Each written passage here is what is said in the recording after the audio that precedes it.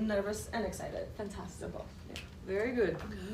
So this demonstration is going to be about pain, physical pain. And remember what I said earlier in class. We have pain as a result of injury, psychosomatic stress, and ailments. And remember also the key words that remember when you have a client and you work with pain, we know that there is suppressed anger underneath that, because anger is always attracted and it fuels a weakened part in the physical body, regardless of what the disruption in the body is from, ailment, stress, or accident, or even surgery, right? So, I know that you have pain, and you said it was in the hip, sacroiliac joint, so where the hip joins the sacrum. Yeah, got it. On the left side. On the left side, right? So left side, we already know feminine, spirituality, mom, but it could also be relating to her femininity, right? That's already just some notes that's running in the back of my mind. Not a diagnosis at all, just awareness, just awareness. Got it. Okay, so when we look at the manual here, when you work with your client or with your buddies later today, what I like to do is how did you feel on the day when the pain started, or when the injury started, or when the stress relating to the pain started? Right? I like to ask like that day when it started. How did you feel? What if you don't know?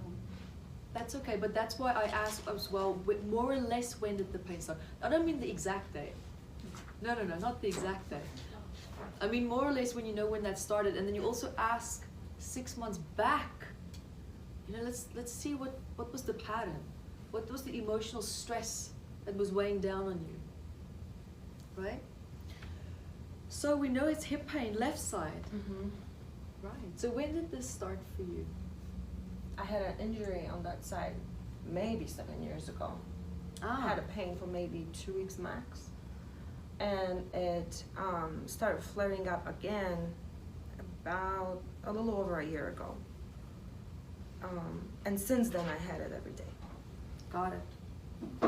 So I'm just curious, when you had it 7 years ago, what kind of injury was that?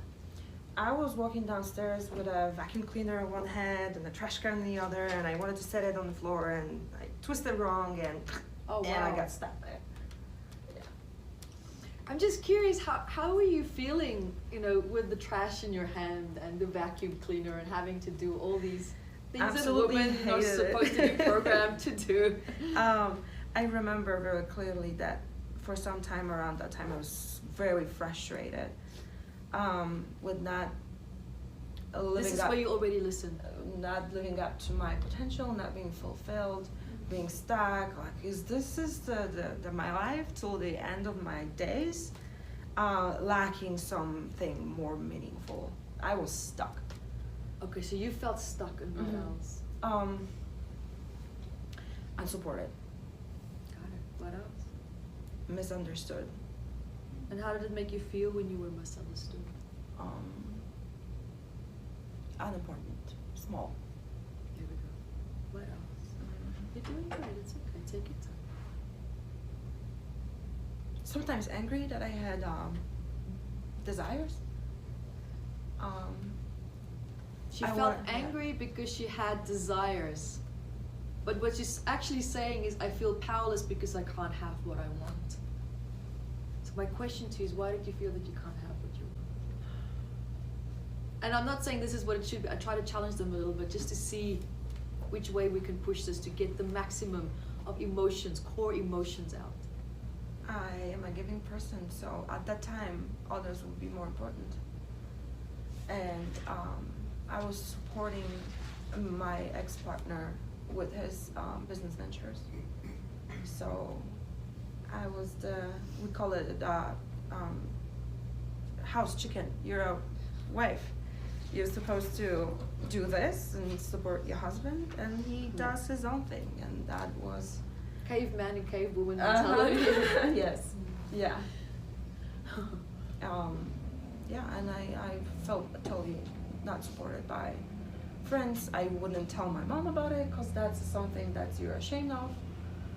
Yeah, it's like, why would I tell my then- mom something that I'm yeah. supposed to be doing? Yeah, so being stuck. On one side, I really want to do my own thing. On the other, course. I have committed to support. So that conflict of that. Got it. Yeah, there we go. So last question, how did that conflict make you feel? Other than stuck, guilty even about thinking about ending the relationship. So the moment I even started having that possibility on my mind, no, like you can't go there. Once you committed, you committed. Got it. Mm-hmm. Also, something else that I wanted to add here as well is what's very important is to look at when you feel the physical pain, what do you emotionally need at that time? Because that's where you also make an unhealthy association with that pain. Because now, if it's a positive need, every time when you have that positive need, you've become reliant on the pain in order to get that need. It's an unconscious programming in the unconscious mind. It doesn't make sense to the frontal cortex, which is why you might probably go like, what? But we'll get there. I'm just planting the seed. You're doing great. You're doing great. God, I thank you for that. All right. So now what I would like to do is ask you, where in the body is the pain? I know that, but I'm just asking you to follow the structure.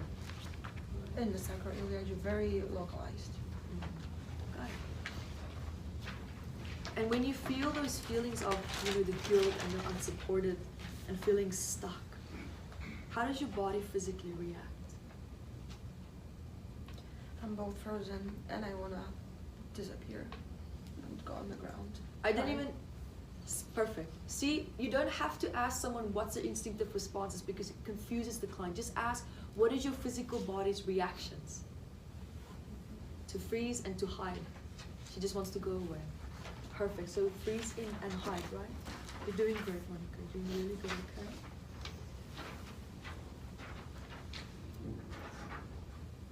You're doing great.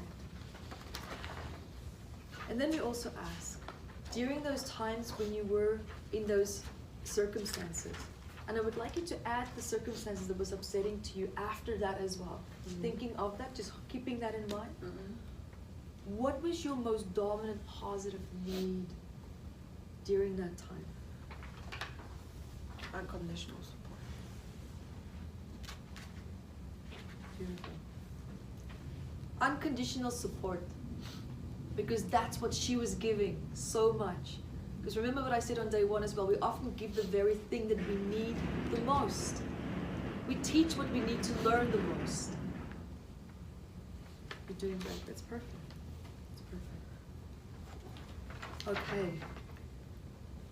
So now we have that. Also, one thing that I just want to ask you is, when you actually felt the physical pain, or even if you can feel it right now, which you can. Yeah. How much out of 10 is it? It's right now it's about 4. Got it. So when you feel that physical pain as well, what do you need? It wants me to do this. Let go. It wants me to It let gives go. you permission. So the pain gives you permission to let go. Yeah. That's very common for people who have a very hard time expressing their needs, which also is a boundary failure with yourself, not recognizing where your limits are, not having boundaries with yourself, needing something that is so great where you actually have an excuse to excuse the fact that you need to take a break. Instead of actually realizing, but I'm worthy of just sitting down and breathing like a normal human being, like someone, like anyone else. That also begs the question for me, who made you feel guilty? I'm just curious. Who made you feel guilty for not, for not being able to take time out for yourself? Is there? Made me feel guilty for me not taking time for myself. Yeah, meaning like that stopped you. Like, is there someone that made you feel like this is not okay? The only thing that comes to mind is mom, because of the chores. As a kid, you were given chores. And I was given, she would give us things to do, meaning, well, you have to learn how to run a house, whatever. But I started doing that since I was a kid. Yeah, because she was projecting her values of survival, that you have to be a housewife in order to survive. Yeah. And you can't step outside of that. Right? Yeah, but remember also what I said, values, when you are taught values as a child, those values they're good. Yeah. Because it gives you a sense of guidance of what life can be like, what it maybe should be like. But as we mature, we start to develop our own. And what's important at that time is for you to have the self-worth and the self-love to recognize which values serve your purpose and which ones do not. And to be humble enough with yourself to let go of the ones that just don't serve you anymore, because they will be in conflict with your identity as you mature, as you grow, as you transform and change. You are not always going to stay the same identity snapshot of what you were as a child. You're going to keep growing. Your life is going to change, and things are going to change according to decisions that you make, things that you like, things that you don't like.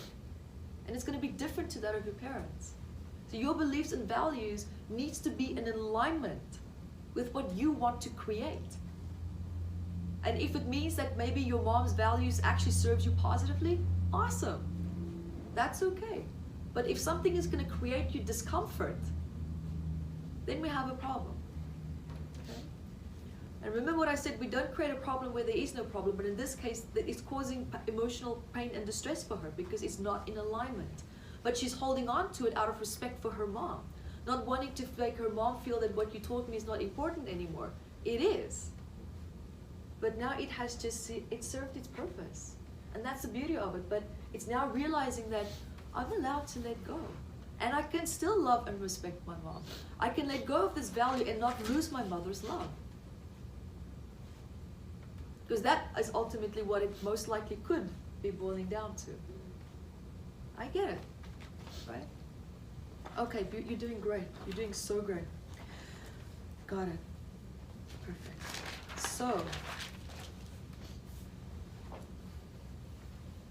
are you ready? So, Monica, what I would like you to do is keep a sense of awareness of how you feel right now, which I know is quite strong there, which is perfect. All right, I don't want you to suppress it. Just be with it. Be okay with the fact that you feel this guilt, the frustration, the lack of support. You know, thinking of mom, all the projections and the conflict that you feel with her of, you know, I want to respect her, but I need to set myself free. And also everything that you were doing for the partner, the house, the chores, support and loving everyone while you were pretty much just sinking at the same time. Okay, so I'm still here with you. I'm going to go quiet for 2 to 3 minutes, and I'm going to start the MAT process now.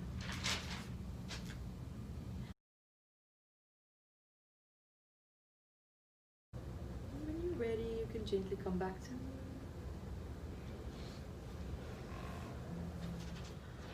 How are you? I'm very curious to hear what your experience was. What did you hear, feel, see, or sense? Take your time.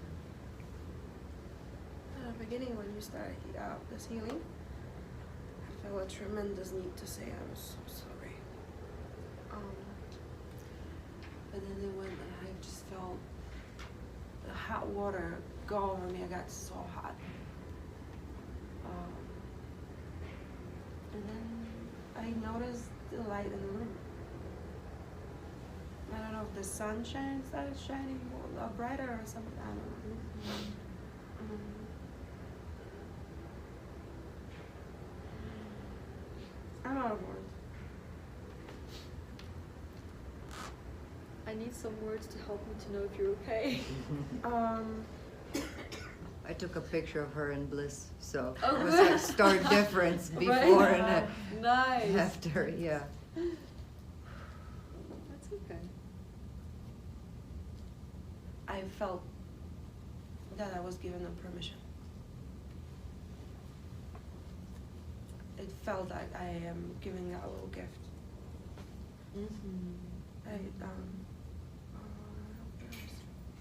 That's okay. So how's that, if you think back to that old problem that you had, what is that like for you now?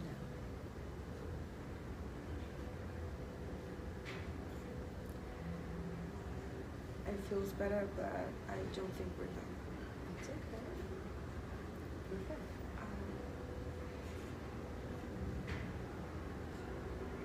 Yeah. Tell me. I see a little tiny, very, very tiny string still attaching me to that snapshot in time. Got it. Is it to a specific someone or something? Like more the circumstances or a person? Me not taking action. Me not taking action. This is good because this is now boundaries. This is her self-esteem now going, why didn't I do that? Because the resources now to take those actions are now coming up. And now seeing the moments where she didn't take action, where now she's like, damn, I would do that now. Mm-hmm. This is a very good realization. This is positive. Got it. Got it. What else? Yeah? I can't find a specific thing, but still something. Mm-hmm.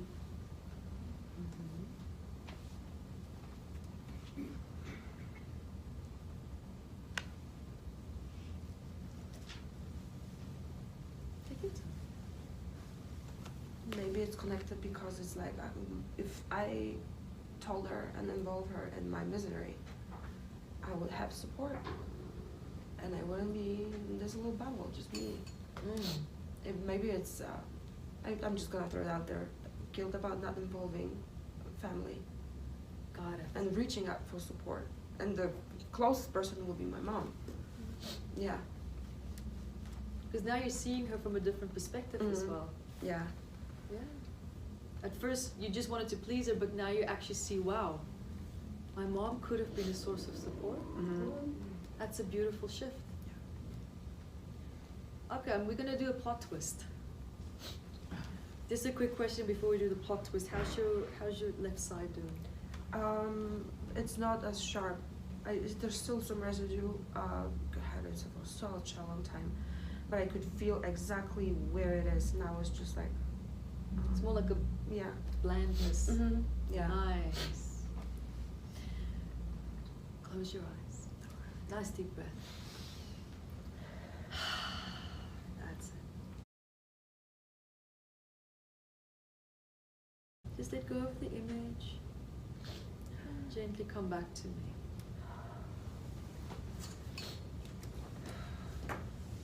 How are you? So much better, yeah. Yeah. Yes. What was your experience? I felt equal to her in a good way. Equal. Yeah. Yeah. That's all that she ever wanted for you, but for her, the way that she raised was tough love, Yeah. It was tough love, and that's how much she projected onto you, because that's the only way that she knew. Got it. And how do you feel when you think back to that old problem? Me. And how's your left side? I would say it's about 1. Nice. Nice. Very good. Let's give that one a voice. Let's speak to the pain. Let's speak to the dullness. That's it. Take your time. And just if it would shout something or say something, what would it be? It wants me to celebrate. It wants me to celebrate with action. It wants me to actually do whatever it is that I want to do. It wants me to celebrate. Can I use the room? Yes, you can. Okay. Yes!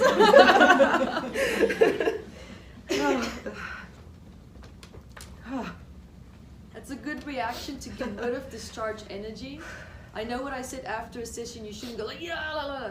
That's okay, but I just felt... you just needed to get it Yes. out. Yeah, that's the discharging that energy. Perfect. That's good.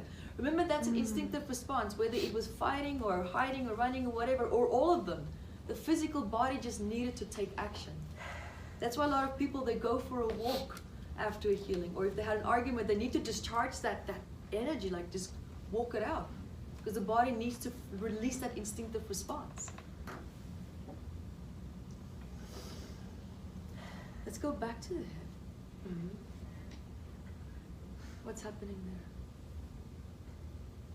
I would describe it as a feeling of it melting away. Nice. Nice. Just double checking, like just if it had a random voice, what would it say now? And now you take time for yourself. Nice. And do you feel that you can? Oh yeah, I'm thinking about a bath. Oh, give her applause. Well done.